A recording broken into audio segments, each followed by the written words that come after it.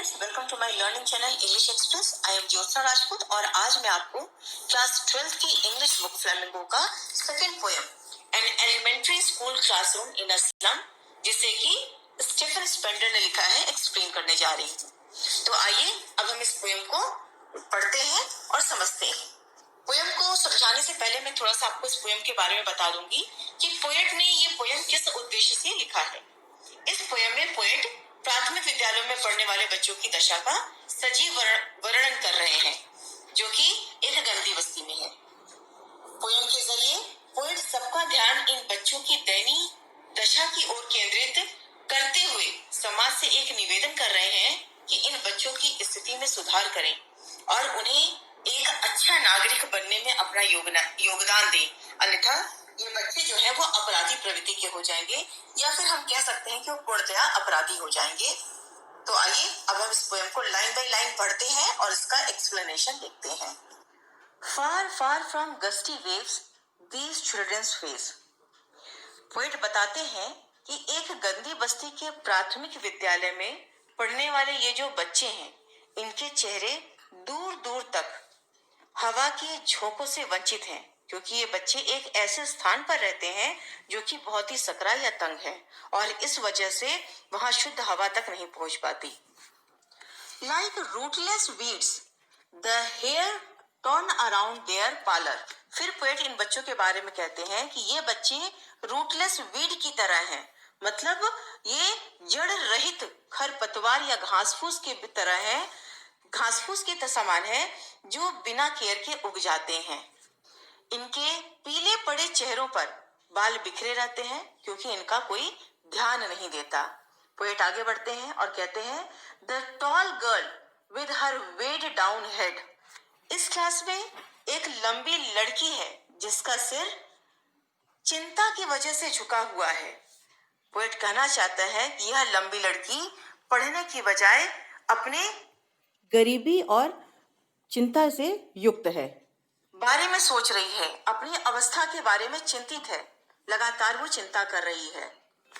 The paper seeming boy with rat's eyes. और उस class में एक लड़का है और वह लड़का बहुत पतला है, इसीलिए पोएट ने उसकी तुलना कागज से की है, क्योंकि आप जानते हैं कागज बहुत ही पतला होता है।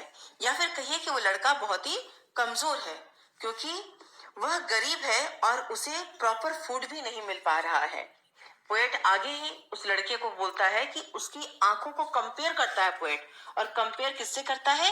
रेड्स आईज से। आपने देखा होगा या ध्यान दिया होगा कि जो रैट होते हैं, जो चूहे होते हैं, उनकी आंखें जो है लगातार भोजन की खोज में लगी रहती है और इधर उधर घूमती हैं, और कहीं ना कहीं वो बहुत एक्टिव होते हैं और सिक्योरिटी भी अपनी देखते हैं। जहां जरा सी खड़राहट होती है, चूहे तुरंत अपने बिल में छिप जाते हैं। ठीक उसी तरह से जो पेपर के समान पतला लड़का है, उसकी भी आंखें फूड को ढूंढ रही है, भोजन को ढूंढ रही है और अपनी सिक्योरिटी को ढूंढ रही है। फिर पोएट आगे बढ़ते हैं और कहते हैं द स्टंटेड। स्टंटेड का मतलब होता है नॉट प्रॉपरली डेवलप्ड, या हिंदी में हम कह सकते हैं अवरुद्ध होना। अनलकी एयर मीन्स होता है वारिस या उत्तराधिकार होना। His lessons heir of twisted bones reciting a father's gnarled disease. Gnarled का मतलब होता है ऐठा हुआ या मुड़ा हुआ, डिजीज बीमारी। His lesson from his desk. Poet बताते हैं वहां पे एक ऐसा लड़का भी है जो माल न्यूट्रिशन का शिकार है, मतलब कि वो कुपोषण का शिकार है। इसी वजह से उसका फिजिकल ग्रोथ या डेवलपमेंट कहिए रुक गया है। साथ ही साथ उस बच्चे ने अपने पिता से जो ट्विस्टेड बोन्स है, ट्विस्टेड बोन्स मीन्स जो मुड़ा हुआ, या कह सकते हैं, या कहिए कि उसके जो बोन्स है वो डिसऑर्डर में है, डिफॉर्म्ड बोन्स है, मतलब पूरी तरह से जो सही तरीका होता है, सही आकार होता है बोन का, वो उस बच्चे को नहीं मिल पाया है। साथ में पोएट कहते हैं गरीबी और निराशा भी उस बच्चे ने अपने पेरेंट्स से विरासत में पाई है। ट्विस्टेड बोन्स की जो बीमारी है उस बच्चे को विरासत में अपने माता पिता से मिली है। फिर पोएट आगे बढ़ते हैं और कहते हैं at back of the dim class one unnoted sweet and young. उस अंधेरी कक्षा के अंत में एक अननोटेड, अननोटेड से मतलब यहाँ पे उपेक्षित है बच्चा, जिसे किसी कोई ध्यान नहीं दे रहा है, मगर वो बच्चा है कैसा, स्वीट, सुंदर है, प्यारा है, एंड यंग, और बहुत ही छोटा भी है। His eyes live in a dream, और उस बच्चे की आंखों में स्वप्न है। स्वप्न होने का मतलब है कि वो बच्चा सपना देख रहा है, किस चीज का, of squirrels game in the tree room other than this. वो खिड़की के बाहर एक स्क्विरल को देख रहा है, स्क्विरल के गेम को देख रहा है, गिलहरी के गेम को देख रहा है, जो क्या कर रही है, क्या कर रही है, ट्री रूम में जा रही है। जो पेड़ का जो खोल होता है या फिर खोखला होता है, उसमें वो जो स्क्विरल है वो जा रही है। वो बच्चा अपनी ही दुनिया में, यहाँ पे पोएट कह रहा है कि वो बच्चा जो है अपनी ही दुनिया में खोया हुआ है। पोएट ये कहना चाहता है कि वो जो बच्चा है वो इंजॉय करना चाहता है, किसकी तरह, स्क्विरल की तरह, सॉरी उस गिलहरी की तरह, और फ्री रहना चाहता है। पोएट कह रहे हैं कि वो बच्चा स्वतंत्र होकर गिलहरी की तरह खेलना चाहता है, पर वह ऐसा नहीं कर पा रहा है। क्यों? क्योंकि वो क्लासरूम में बैठा है, जो कि बहुत ही ग्लूमी है, क्लासरूम बहुत ही अंधेरा है उस क्लासरूम में। वो बच्चा बाहर जा करके उस ट्री रूम यहाँ पे रिप्रेजेंट कर रहा है बच्चे को कि वो फन से भरा हुआ होगा। वो उसमें जा करके उसके रहस्य को जानना चाहता है कि वो गिलहरी किस तरह से उससे उस खोतले में, उस रूम जाकर एंजॉय कर रही है। और आप देख सकते हैं यहाँ पे कि वो जो बच्चा है, पोएट ने बताया कि वो बाकी क्लास में बैठे हुए बच्चों से बिल्कुल अलग है। तो आइए अब हम नेक्स्ट स्टेंजा की तरफ मूव करते हैं। अनुसार क्रीम वॉल्स डोनेशंस, और डोनेशन में वहां पे प्राप्त हुए हैं, और उस क्लासरूम की जो दीवारें हैं वो किस कलर की है, क्रीम कलर की है, जो कि टेस्टलेस है कह सकते हैं, या फिर अनप्लीजेंट है, क्योंकि क्रीम कलर जो है वो रिप्रेजेंट करता है डलनेस को, अंधेरे को, फीकेपन को रिप्रेजेंट करता है। मतलब कि ये पोएट कहना चाहते हैं कि क्रीम कलर से जो उस क्लासरूम के अंदर की दीवारें पेंट की गई हैं, उसकी वजह से क्लासरूम के अंदर का एटमॉस्फेयर जो है, जो वातावरण है, वो और भी ज्यादा मिजरेबल हो गया है और भी ज्यादा सैड हो गया है। Shakespeare's head cloudless at dawn, civilized dome, riding all cities. फिर पोएट कहते हैं यहाँ पे कि उसी क्लासरूम में डोनेशन में कुछ लोगों ने कुछ पोर्ट्रेट्स वगैरह दिए हैं, कुछ फोटो दिए हैं, कुछ मैप दिए हैं जो लगे हुए हैं। उसमें पहला फोटो वो बताते हैं शेक्सपियर का है, और शेक्सपियर का फोटो लगने का मतलब है कि शेक्सपियर रिप्रेजेंट करते हैं कि he is father of English. लेकिन उस क्लास में वो जो फोटो है बिल्कुल यूजलेस है, जस्ट अपोजिट है उस क्लास के एटमॉस्फेयर को, क्योंकि वहां पे कोई भी सीरियस टीचिंग नहीं हो रही है। फिर पोएट कहते हैं क्लाउडलेस डॉन और सिविलाइज्ड डोम जो है वो स्लम में रहने वाले जो बच्चे हैं उनके एटमॉस्फेयर के जस्ट अपोजिट है। क्योंकि क्लाउडलेस डॉन का मतलब आप समझ सकते हैं कि बच्चों ने कभी भी उस अंधेरे एरिया में जहां पे वो रहते हैं, उन्होंने कभी भी ब्राइटनेस नहीं देखा। क्लाउडलेस डॉन मीन्स भोर का वो जो बिल्कुल चमकता हुआ आसमान है, उन बच्चों ने कभी भी नहीं देखा है। उनके जो एरिया है, जिस एरिया में जो बच्चे रहते हैं, क्योंकि उनके अगल बगल सिविलाइज्ड लोगों की बड़ी बड़ी बिल्डिंग्स बनी हुई है, जिसकी वजह से उनके एरिया में हमेशा, उनके जिस स्थान पे रहते हैं वहां पे हमेशा अंधेरा सा छाया रहता है। और ये जो स्लम में रहने वाले जो बच्चे हैं, पूरी तरह से कह सकते हैं कि इन्होंने कभी भी स्काई आई एट डॉन को कभी भी एक्सपीरियंस नहीं किया, उन्होंने कभी भी चमकता हुआ आकाश नहीं देखा है। फिर आगे हम फ्लावरी टेरोलिस वैली। फिर पोएट कहते हैं कि वहां पे एक सुंदर सा फूलों की घाटी का भी एक चित्र लगा हुआ है, एक कह सकते हैं फोटो लगा हुआ है। कौन सी घाटी का? टेरोलिस वैली का। टेरोलिस वैली जो है ये ऑस्ट्रिया में एक फूलों की सुंदर घाटी है, ये लगा हुआ है।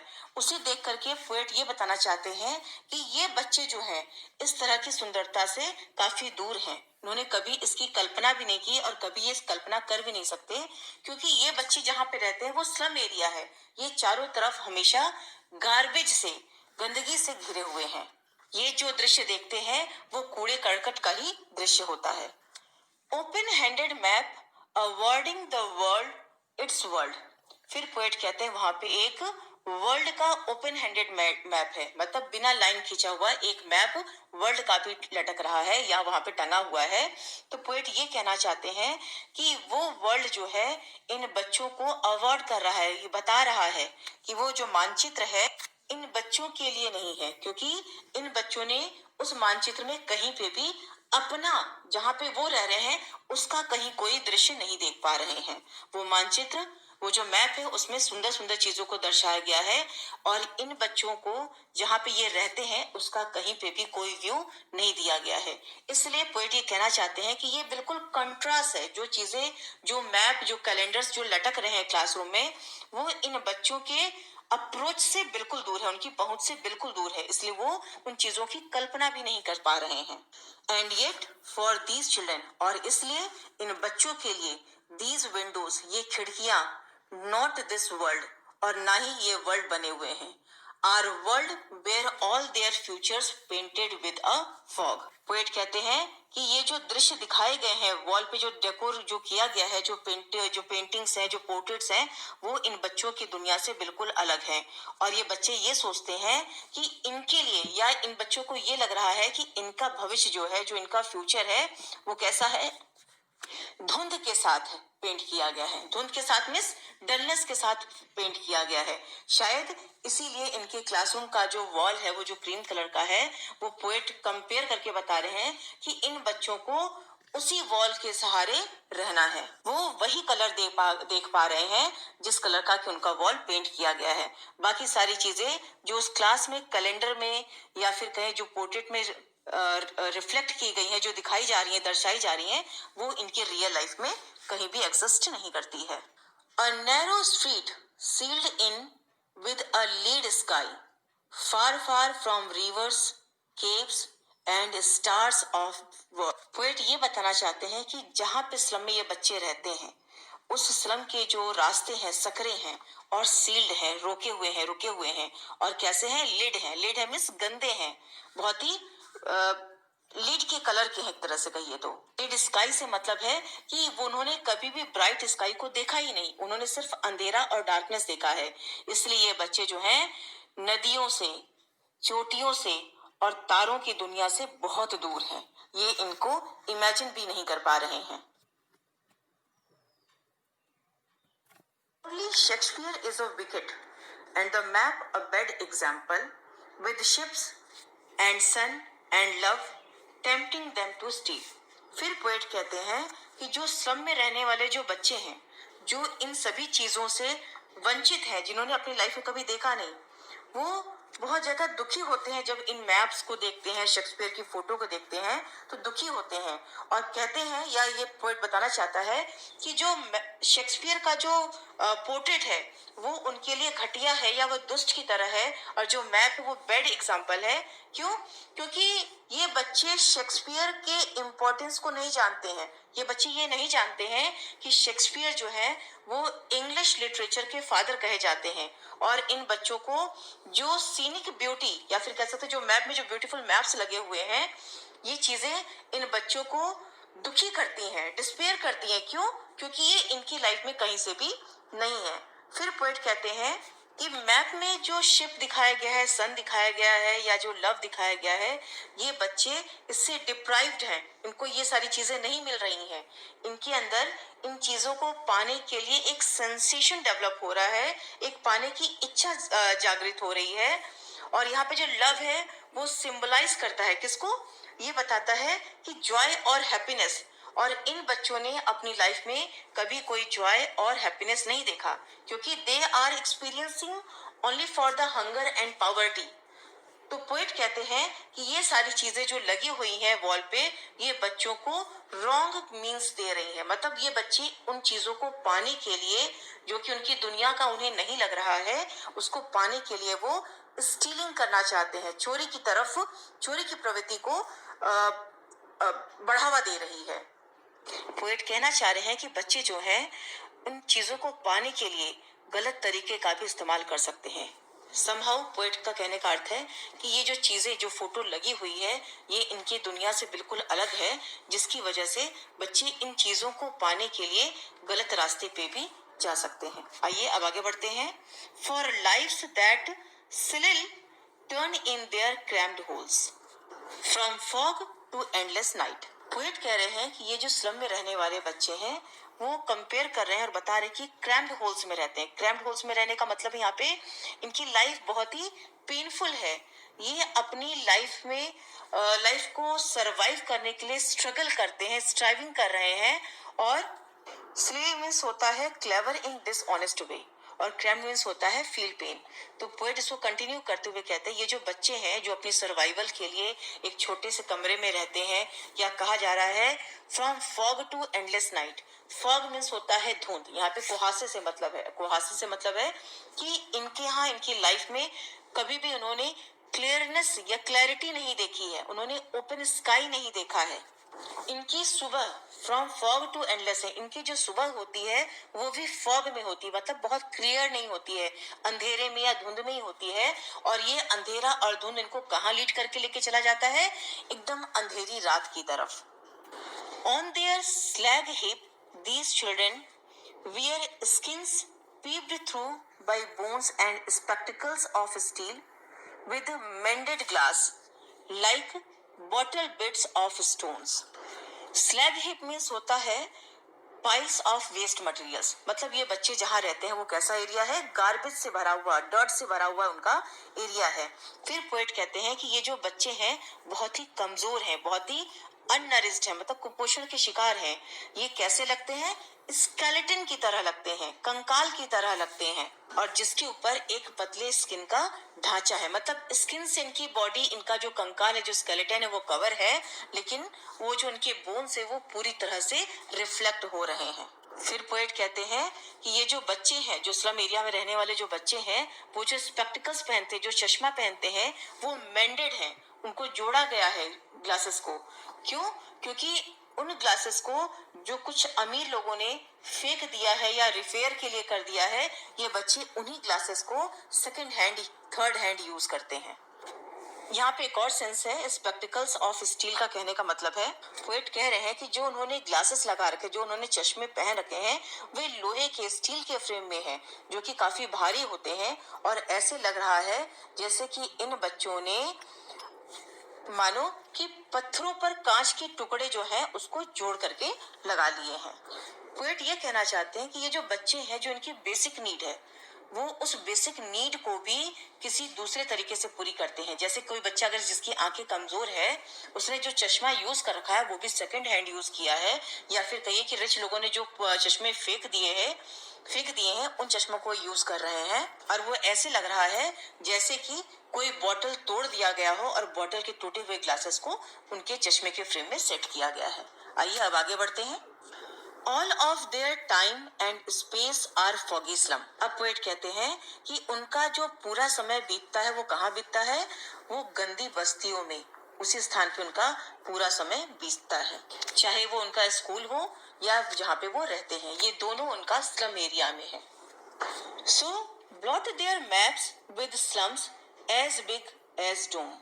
अब पोएट कहते हैं शायद इसीलिए उनके जो मैप है, जो मानचित्र हैं, में गंदी बस्तियों का एक विनाश, या कह सकते हैं जो एक गंदी जो बस्ती है उसे भी उन मैप में दिखाया जाना चाहिए, जिससे कि इन बच्चों को यह पता चल सके कि ऐसे स्थान भी इस पृथ्वी पे हैं, इस वर्ल्ड में हैं। पोएट कह रहे हैं क्योंकि जो मैप इनके क्लासरूम में डिस्प्ले किए गए हैं, जो दिखाए गए हैं, दर्शाए जा रहे हैं, वो इनके सामने रियलिटी को रिप्रेजेंट नहीं कर रहे हैं, क्योंकि इन बच्चों ने तो स्कूल में या घर में दोनों जगह पे स्लम एरिया, गंदी बस्ती को ही देख रखा है। पोएट कहना चाहते हैं कि इन बच्चों को जहाँ पे ये रहते हैं स्लम एरियाज में, उनको भी ये डिग्निफाइड और जो सिविलाइज्ड लाइफ है उसको दिखाया जाना चाहिए। तो आइए अब हम आगे बढ़ते हैं नेक्स्ट स्टेंजा की तरफ।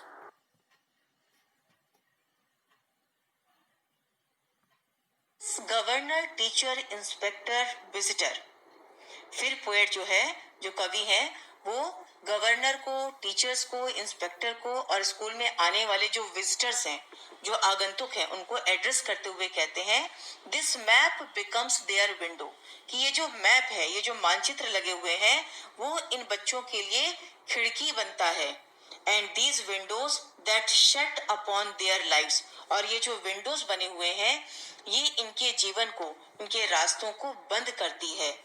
लाइक कैटाकॉम्स, और किस तरह से कंपेयर किया गया है, कैटाकॉम्स की तरह, ग्रेव की तरह कंपेयर किया गया है कि ये जो विंडोज, जो दृश्य दिखाए गए हैं मैप में, वो इन बच्चों के लाइफ में एग्जिस्ट नहीं करते हैं, और बच्चे जब इनको पाने के लिए कोई गलत रास्ता लेके जाते हैं, गलत रास्ते पे जाते हैं, तो वो इतने आगे बढ़ जाते हैं गलत रास्ते पे कि अंत में उन्हें सिर्फ कब्र का ही रास्ता दिखाई देता है, मृत्यु का ही रास्ता दिखाई देता है, जहाँ पे जाने के बाद सारे रास्ते बंद हो जाते हैं।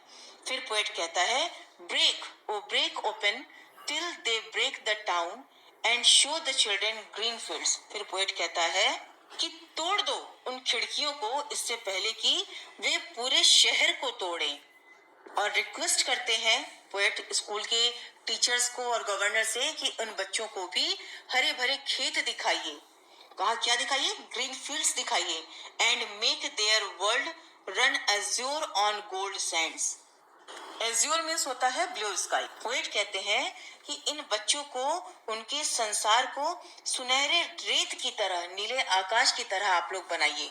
पोएट ये अपील करते हैं सोसाइटी बनाने वाले लोगों से, जैसे गवर्नर हुए, टीचर हुए, इंस्पेक्टर हुए, इनसे अपील करते हैं कि इन बच्चों को भी हरे भरे खेत दिखाइए और नीले आकाश की तरह बनाइए, अर्थात उनको अंधेरी बस्तियों से निकाल दीजिए।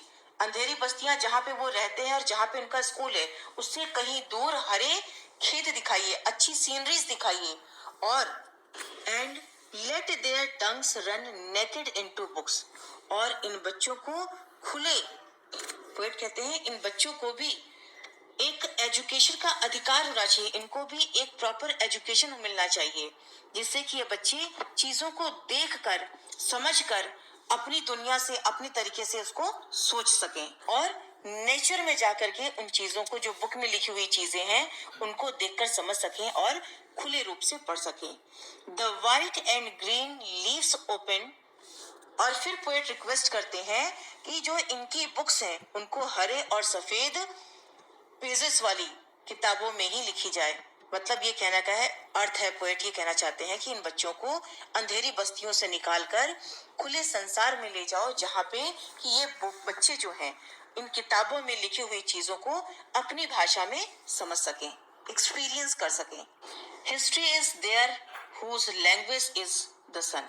फिर पोएट कहते हैं जो हिस्ट्री है, जो इतिहास है, ये उन्हीं का होता है जिनकी भाषा जीवित है।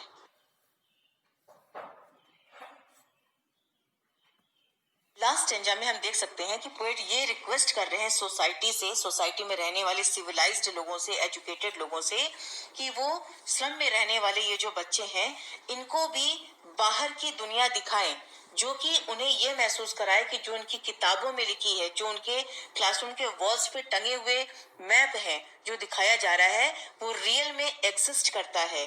तभी ये जो बच्चे हैं फ्री होकर के इन चीजों को पढ़ सकेंगे और अपना एक सुनहरा हिस्ट्री क्रिएट कर सकेंगे।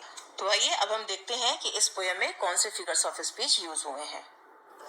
ये पोयम जो है an elementary school classroom in slum, ये फ्री वर्ड्स में लिखी गई है। इसके बाद अब देखते हैं इसमें कौन कौन से फिगर्स ऑफ स्पीच यूज हुए हैं। तो सबसे पहले हम देखते हैं मेटाफर को। मेटाफर कहाँ कहाँ यूज हुआ है, तो सबसे पहला यूज हुआ है इसका मेटाफर का गस्टी वेव्स में। उसके बाद इन्होंने यूज किया है futures painted with a fog. Third use है मेटाफर का sealed in with a lead sky. Stars of words from fog to endless night, where skins peeped through by bones, let their tongues run naked into books, whose language is the sun. इन lines में poet ने metaphor का use किया है। आप सिमली भी देख सकते हैं, लाइक रूटलेस वीड्स, क्योंकि यहाँ पे लाइक का यूज हुआ है, तो आप जानते हैं जब हम किसी दो चीजों में सिमिलरिटी दिखाते हैं और लाइक का यूज करते हैं तो वहां पे सिमली होती है, और जब हम डायरेक्ट उसको एज इट इज कह देते हैं तो वहां पे मेटाफर होता है। तो लाइक रूटलेस वीड्स में सिमली का यूज हुआ है। Like bottle beads on stones, इसमें भी आप देख सकते हैं सिमली का यूज है। फिर नेक्स्ट यूज आप देख सकते हैं सिमली का, these Windows that shut upon their lives, like catacombs, यहाँ पे भी सिमिली का बहुत ही सुंदर यूज हुआ है। आप देख सकते हैं कि पोएट ने यहाँ पे इमेजरी भी यूज की है। फर्स्ट स्टैंजा की जो थर्ड लाइन है, the tall girl with her weighed down, weight down जो है यहाँ पे इसका मतलब होता है burdened with the weight of poverty और होपलेसनेस। जो मैंने आपको बताया था कि जो लड़की है, जो लंबी लड़की है, वो चिंतित है, गरीब है, गरीबी से है, त्रस्त है। इसमें पोएट ने एक इमेज क्रिएट किया है, तो यहाँ पे इमेजरी देखने को मिलती है। फिर पोएट ने यहाँ पे पन भी यूज किया है। इसका अर्थात होता है कि जो लिटरल मीनिंग होती है वो न लेकर के हम उसका फिगरेटिव मीनिंग लेते हैं। जैसे आप देख सकते हैं, the boy is reciting the lesson. इसका अगर हम फिगरेटिव मीनिंग देखेंगे तो यहाँ पे इसका मतलब ये हुआ कि he is more prominently reciting his father's disease, that is repeating his father's disease. यहाँ पे आप मतलब कहने का ये है कि जो पोएट है वो ये दिखाना चाहते हैं, रिसाइटिंग का मतलब कि अपने पेरेंट्स का जो डिजीज है वो बच्चा उसको पीढ़ी दर पीढ़ी फॉलो कर रहा है, लेके चला आ रहा है। दूसरा हम देख सकते हैं सॉर क्रीम, जिसका लिटरल मीनिंग होगा कि नेग्लेक्टेड वॉल्स या फिर very dirty yellow colour of walls. लेकिन इसका फिगरेटिव मीनिंग देखेंगे तो इसका मतलब होता है a dismal place where all dreams would turn sour, मतलब जहाँ पे एक ऐसा स्थान जहाँ पे जाने के बाद, देखने के बाद ही हमारा जो मन है वो पूरी तरह से डिसमल हो जाएगा। इसी तरह से इन्होंने और भी यूज किया है, लेड स्काई में भी इन्होंने यूज किया है पन का। आगे बढ़ते हैं, अब हम देखते हैं इन्होंने सिंबल्स भी यूज किए हैं। जैसे यहाँ पे आप देख सकते हैं फर्स्ट स्टैंजा की लास्ट लाइन, स्क्विरल्स गेम, यहाँ पे सिंबल यूज किया गया है फन आउटडोर्स। जैसे है इसको हम कह सकते हैं स्क्विरल्स गेम को कि जो बच्चा है वो एंजॉय कर रहा है, सिंबल क्रिएट हो रहा है यहाँ पे किसका, फन का, जो कि आउटडोर फन है। फिर अगला उन्होंने यूज किया है civilized dome riding all cities, second stanza की सेकंड लाइन। इसमें भी इन्होंने सिंबल का यूज किया है क्योंकि यहाँ पे दिखा रहा है कि जो सिटीज हैं वो सिविलाइज्ड हैं, प्रोग्रेस में हैं, मार्वलस हैं, जो कि जस्ट अपोजिट ऑफ देयर, जो कि जिसकी एक इमेज क्रिएट होकर के हमारे सामने आ जा रही है। अगर हम कहें कि सिविलाइज्ड डोम और राइडिंग ऑल सिटीज, तो हमारे सामने एक इमेज क्रिएट होकर के आ जाती है, एक पूरा सिंबल आ जाता है। तो यहाँ पे सिंबलिज्म का यूज किया है पोएट ने। उसके बाद उन्होंने यूज किया है ओपन हैंडेड मैप, यहाँ पे भी उन्होंने सिंबल्स का यूज किया है। फिर उन्होंने यूज किया है map with slums as big as doom, ये भी आप देख सकते हैं थर्ड स्टेंजा की लास्ट लाइन में। यहाँ पे भी उन्होंने यूज किया सिंबल का क्योंकि यहाँ पे दिखा रहा है the grim reality of lives of slum children.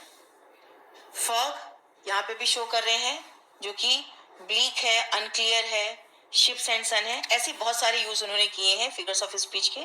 हम रिपीटिशन भी यहाँ पे देख सकते हैं, जैसे far far from gusty waves these children's face. फिर आपने देखा कि नेक्स्ट स्टेंजा की लास्ट लाइन में भी यूज हुआ है, सेकंड स्टेंजा की लास्ट लाइन में भी यूज हुआ है far far from rivers caves and stars. उसके बाद हम एक और एग्जांपल देखते हैं रिपीटिशन का, break O break upon break O break open till they break the town, यहाँ पे यूज किया है। आगे बढ़ते हैं, और जो लास्ट फिगर ऑफ स्पीच इन्होंने यूज की है वो है alliteration. Surely Shakespeare, from fog, water bits, life's like.